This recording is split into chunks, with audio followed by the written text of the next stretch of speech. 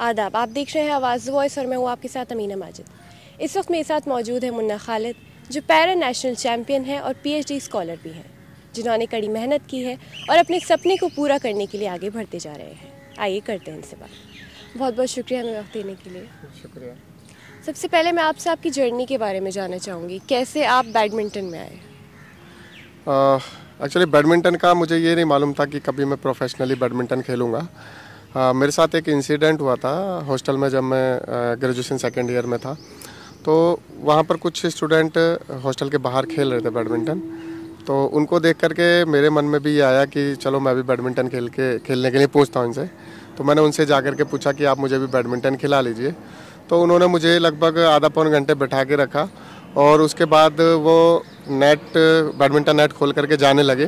तो मैंने उनसे एक बार फिर से पूछा कि आपने मुझे तो खिलाया नहीं, इतनी देर वेट कराया। उन्होंने कहा कि अब हमारा टाइम हो गया, आपका अब जो है कल आ जाइएगा। तो वो उनकी जो बात थी, उन्होंने नहीं खिलाया, तो वो मेरे दिल को लग गई। और फिर मैंने ये सोचा कि अब जो है मुझे बैडमिंटन खेलना है, और ऐसा बैडमिंटन खेलना है कि ये लोग मुझे रूम से आएंगे बुलाने कि आइए हमारे साथ बैडमिंटन खेलिए।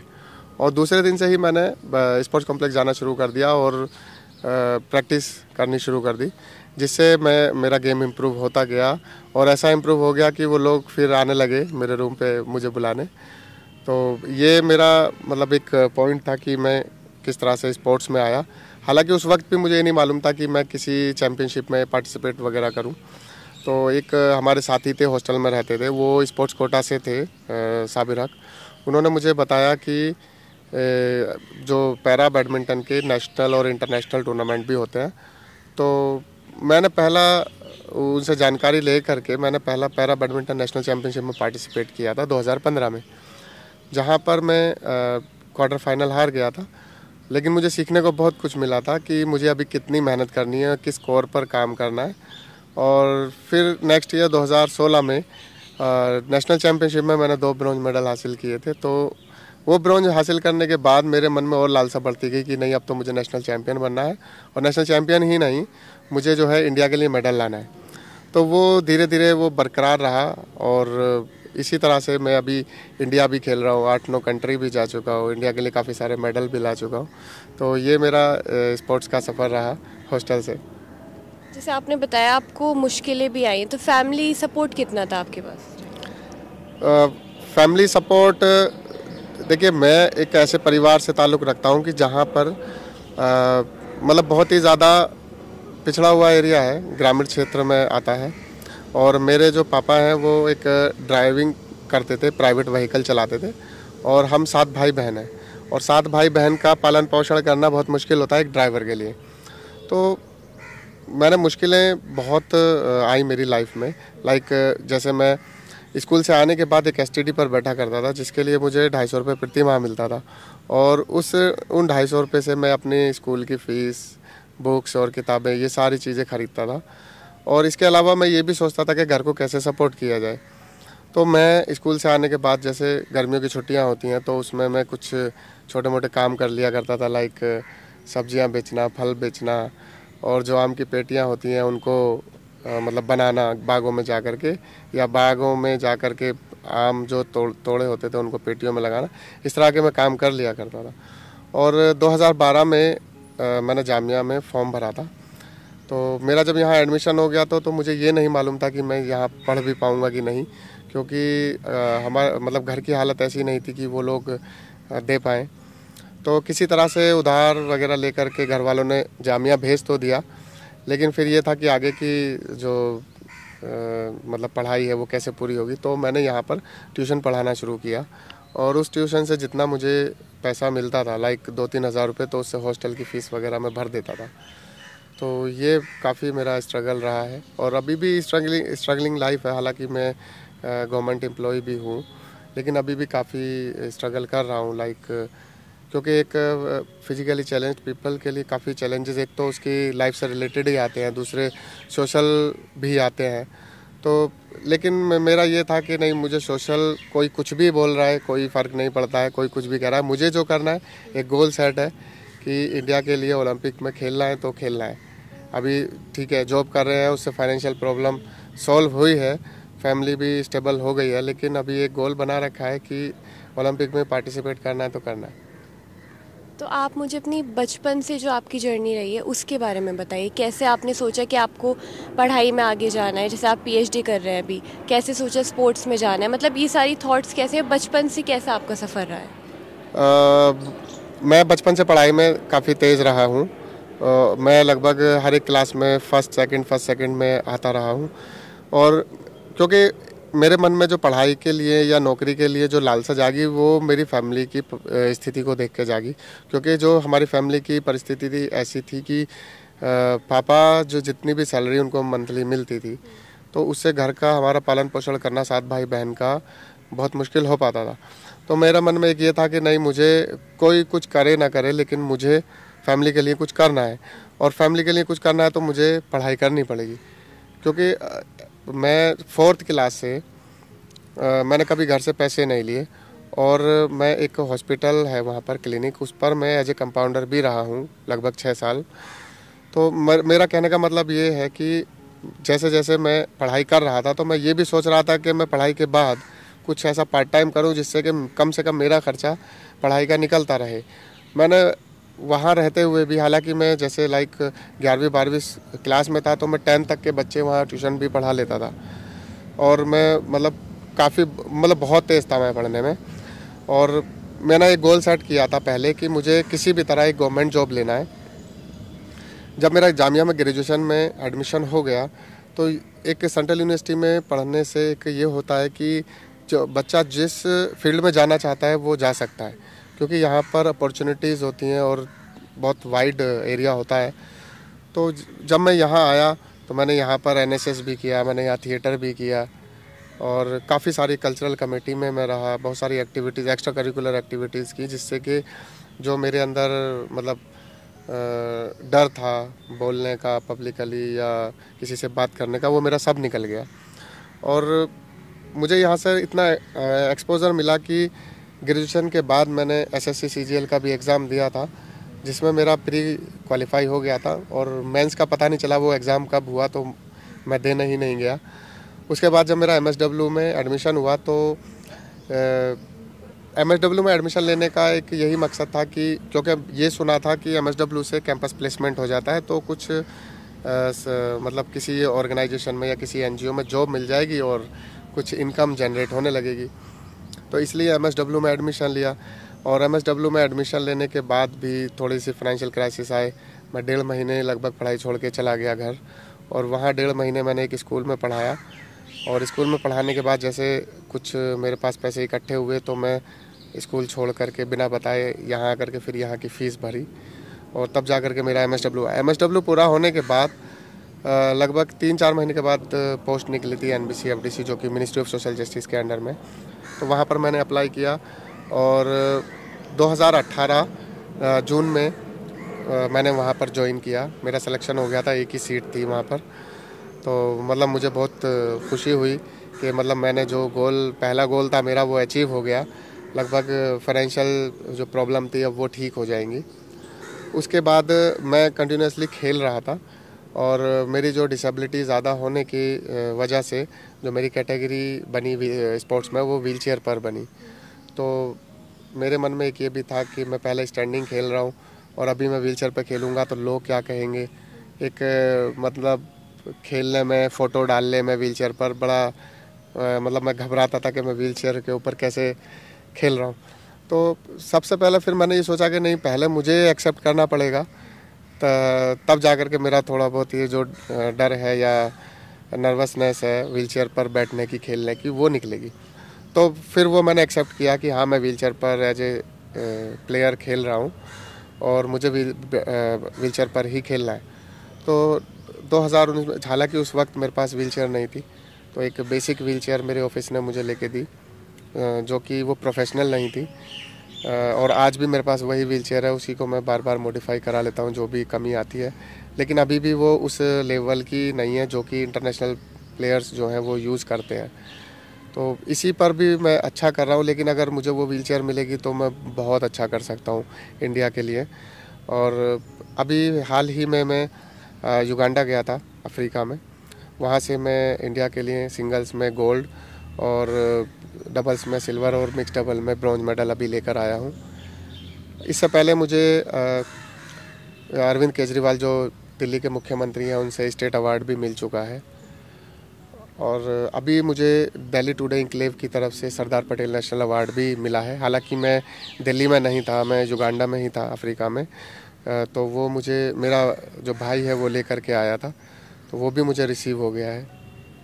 आपने युगांडा के अलावा और कहाँ कहाँ इंटरनेशनल ट्रिप्स पे गए आप खेलने के लिए? मैं दुबई गया हूँ, बहरीन गया हूँ, इंडोनेशिया गया हूँ, थाईलैंड गया हूँ और जापान गया हूँ। तो और कुछ इसमें ऐसी कंट्री जहाँ मैं 2-2 बार जा चुका हूँ, जैसे युगांडा, थाईलैंड और बहरीन, यहाँ मैं 2-2 बार भी जा चुका हूँ। जैसे हम देखते हैं बैडमिंटन एक ऐसा स्पोर्ट है जिसमें बहुत ज़्यादा आपको पावर लगती है, तो आप किन टेक्निक्स का यूज़ करते हैं खेलने के लिए?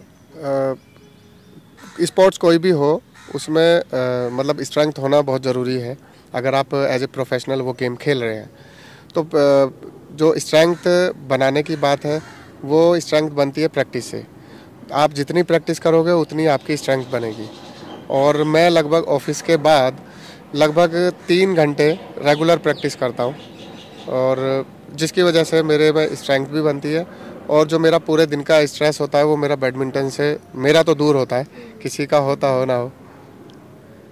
तो जैसे आप पीएचडी भी कर रहे हैं और बैडमिंटन भी आप खेलते हैं, तो आपने क्या सोचा है आगे जाके, मतलब किससे आप एज ए प्रोफेशन लेंगे? अ, अभी तो जैसे मैं गवर्नमेंट एम्प्लॉय हूँ, कार्यरत हूँ। अभी सीड स्कीम में देख रहा हूँ एक, तो अभी तो मेरा वर्क वहाँ चल रहा है। लेकिन इन फ्यूचर मैंने कभी ऐसा नहीं सोचा है कि मैं अपने आप को किस में देखूँगा। हालांकि मैं जो मानता हूँ, मैं ये मानता हूँ कि ठीक है, मैं पीएचडी कर रहा हूँ क्योंकि मेरा टीचिंग में इंटरेस्ट है। अगर मुझे कहीं टीचिंग की जॉब मिलेगी तो मैं उसको अडॉप्ट कर सकता हूँ। और जो इस रही बात स्पोर्ट्स की, तो स्पोर्ट्स में मेरा ये भी प्लान है कि मैं आने वाले टाइम में अगर मैंने स्पोर्ट्स में कुछ बड़ा अचीव किया, लाइक ओलंपिक में मैं गया, और या मेरे पास कुछ ऐसा फंड कहीं से आया, तो मैं जो है एक बैडमिंटन एकेडमी खोलना चाहता हूँ जहाँ पर जितने भी पैरा स्पोर्ट्स खेलना चाहते हैं वो आकर के वहाँ प्रैक्टिस करें फ्री ऑफ कॉस्ट। तो मैं मतलब जितने भी दिव्यांग बच्चे हैं उनके लिए कुछ इस तरह से करना चाहता हूँ कि वो भी अपने आप को कम ना समझें और वो भी अपने घरों से निकल कर के आएँ और स्पोर्ट्स खेलें। तो जैसे आप ये तीनों चीज़ें, गवर्नमेंट जॉब हो गई, पीएचडी हो गई, बैडमिंटन, तो मैनेज कैसे करते हैं आप टाइम? ये तो हर एक इंसान के अपने ऊपर डिपेंड करता है कि वो कितना टाइम किसको देता है। मैं सोशली काफ़ी दूर हूँ लोगों से, तभी मैं ये चीज़ कर पा रहा हूँ। मेरा हर एक चीज़ का शेड्यूल है कि मुझे कितने बजे उठना है, कितने बजे क्या करना है। जैसे सुबह उठ के मैं एक्सरसाइज करता हूँ, उसके बाद मैं ऑफिस जाता हूँ, ऑफिस के बाद आकर के मैं सीधा स्टेडियम जाता हूँ प्रैक्टिस करने। और स्टेडियम से जब मैं घर पहुँचता हूँ तो नहा के खाना खा के मैं लगभग 2 घंटे पढ़ाई करता हूँ। और पढ़ाई करते करते ही मेरी आंख लग जाती है, मुझे नहीं पता चलता कब लगती है, क्योंकि पूरे दिन बहुत ज़्यादा थकावट हो जाती है। तो ये मेरा शेड्यूल चलता रहता है। और सैटरडे संडे मैं मॉडर्न स्कूल जाता हूँ जहाँ पर पूरी दिल्ली के पैरा स्पोर्ट्स के बच्चे आते हैं। वहाँ पर मैं उनको बैडमिंटन सिखाता हूँ। उसके बाद हम लोग वहाँ स्विमिंग करते हैं एंड देन आफ्टरनून में अपने अपने घरों को वापस आ जाते हैं। तो मुझे सैटरडे संडे में थोड़ा 2-4 घंटे होते हैं जो मुझे मिलते हैं, उसमें मैं रेस्ट कर लेता हूँ या किसी से मिलना होता है तो मिल लेता हूँ। मतलब आप पूरा 24 घंटे जो होता है पूरा उसे आप यूटिलाइज करते हैं? मुझे आपसे ये भी जानना था कि आपकी इंस्पिरेशन कौन है? आपने प्रॉपर कोचिंग कहीं से ली है बैडमिंटन की? वैसे तो मैंने अभी तक कहीं प्रॉपर कोचिंग नहीं ली है और ना ही अभी तक किसी कोच ने मुझे इस तरह से ट्रेन किया है। मैं यूट्यूब पर मैचेस देखता हूँ और जो नॉर्मल मैच मतलब एबल बॉडी प्लेयर्स जो खेलते हैं, लाइक किदाम्बी श्रीकांत, लक्ष्य सेन और जो भी इंटरनेशनल प्लेयर्स हैं, साइना नेहवाल, पीवी सिंधु, इनके सभी के मैच में रेगुलर अपडेट रहता हूँ, कहाँ पर क्या टूर्नामेंट हो रहा है उनके मैचेस देखता हूँ। और इंस्पिरेशन अगर मैं बताऊं तो मुझे साइना नेहवाल मेरी मतलब बैडमिंटन में आइडियल है। और तो मैं उन्हीं को फॉलो करता हूं। और मतलब बहुत कुछ, क्योंकि बैडमिंटन में 2012 में सबसे पहली महिला वही है जो ओलंपिक में मेडल लाई है और उन्हीं से इंडिया में बैडमिंटन का चलन बहुत ज़्यादा बढ़ा है। तो और वो काफ़ी सपोर्ट भी करती हैं बैडमिंटन से रिलेटेड सारी चीज़ों को इधर उधर। तो मेरी आइडियल जो है वो साइना नेहवाल है।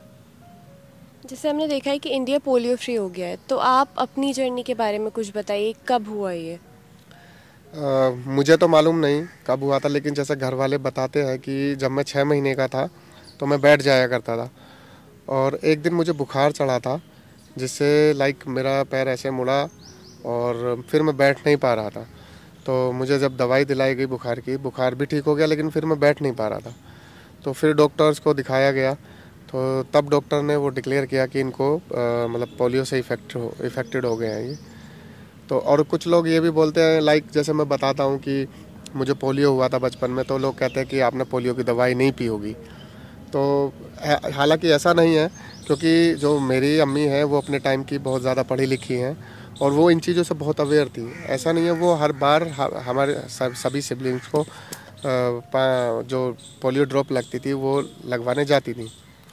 तो वो तो एक होता है कि जिसको होना होता है वो हो ही जाता है, वो जिसकी किस्मत में लिखा है। तो ये सब लोग बोलते हैं कि पोलियो की दवाई नहीं पियोगी, लेकिन ऐसा कुछ नहीं है।